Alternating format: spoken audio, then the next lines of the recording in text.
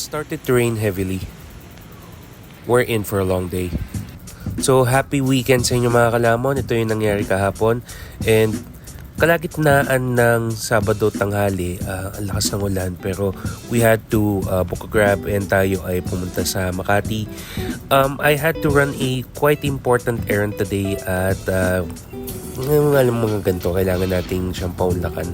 So I hope everybody was staying safe and dry nung time na to. Pagkatapos we did something. So, happy Saturday sa inyo mga kalamon. I ran a quick errand dito sa Makati kaya ako nagpunta dito. And today would be day 2 ng laro namin dito sa Liga. Ang kalaban namin would be CRMD. And I always look forward do sa matchup namin kasi kalaban sa kanila. If you've been watching the vlog before, nakalaban nila yung OG team namin way back 2014 for the battle for third. So ultimately, we lost that game at madami team mga naging breakout dahil kasi basta nag-award dun si Kuya Polly tapos alam ko nagkaroon ng breakout year din yung OG lineup nun eh. So buti nag-subside na yung ulan ng mga panahong ito and madali naman dumating yung grab. So dali-dali ka agad, nakisunod yung traffic eh, nakarating ka agad tayo sa court.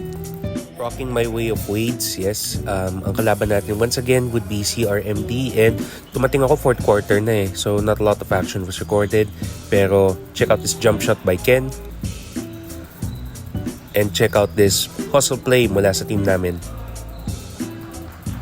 Fighting pa rin until the end. So nung pumasok ako, nag-cut nila sa ilalim. Tapos pagkabigay sa akin, tumira ng dos. Hindi pa rin pumasok. We're gonna get that. So shoutout, maraming salamat team for your commitment. Bawi tayo. Wasn't our game to win, pero alam mo yun, bilog ang bola. It's only our second game. And sige, the third part of this video, third part ay ikukwento ko in a little bit, kailangan mo natin sumakay ng bus.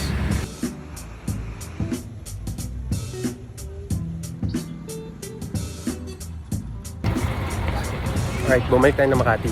Nakasalubong ko nga pala si Jezreel na mula taga Davao. Nakasalubong ko pa sa bus. Alam mo no, out of all places. So, I appreciate yung paglapit niya. Ito nakakatuwa na. At dahil tayo bumalik sa RCBC, sa may side ng Valero, we're going to try a particular place na nakita ko. And that would be LA Chicks. Yes. I've been curious to try this restaurant eh. So, ito yung kanilang menu. Pause nyo lang para makita yung prices.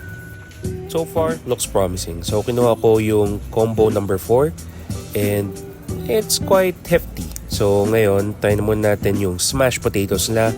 Dip it in some sauce. Isang kagat. Smashed potatoes was pretty good. The sauce was a bit sweet, but it's all good. Lalo na at pag sinabayan mo siya nitong chicken tender na mainit. Yes sir, panalo yun. Now let's get to the chicken sandwich. So pagbukas, it's got coleslaw, it's got sauce, and let's taste.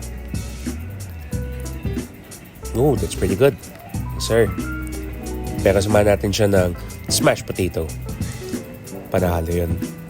Let's try it nga pag ilagay natin sa loob. Isang kagat. Satisfying bite. Yes, panalo yun. So I just enjoyed my meal. Nothing like a good meal after a good day of doing errands. And wash it down with some A&W. They're located dito sa Valero. Makikita mo yung kanilang design right from outside. And balik ako next time. It's 8:30 in the evening and I took a shower dito sa Glorieta.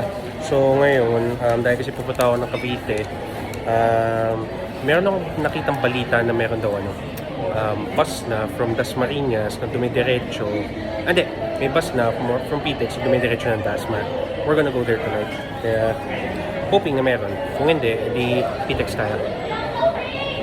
Kukuha na rin ako ng kape dahil kasi ayoko mag-crash. Pagod eh. Got a coffee for the pick-me-up. Yes. Dahil kasi mahaba pa yung gabi.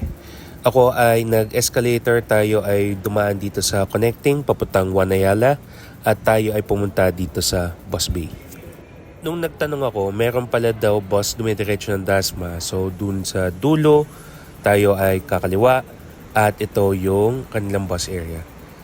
Sumakay ka agad, inayaan lang na mapuno at tayo ay umalis ka agad. So dun sa mga kasama ko na commute, I hope everybody got to their destination safe. Meron na pala Mr. B dito. Well, it's already going to 11. Tapos nandito ako ngayon sa Dasma. Dito ako bumaba sa may harap ng Macdo. So ngayon, ayan tayo ay pupunta tayo ng grab papunta papunta ng Wake. So, yeah. Saan to pa sila? Makasama. Book the grab na at tumating dito sa Manila Memorial Park. Paid my respect for my friend's dad. My condolences, Mar and family. Nagpagpag kami dito sa may 7-Eleven. I tried yung Angus burger nila and nakitambay lang, nakipagkwentuhan lang with some friends and tried the burger. Honestly, it's pretty good. So pagkatapos nun, nakipagkwentuhan and called it a night.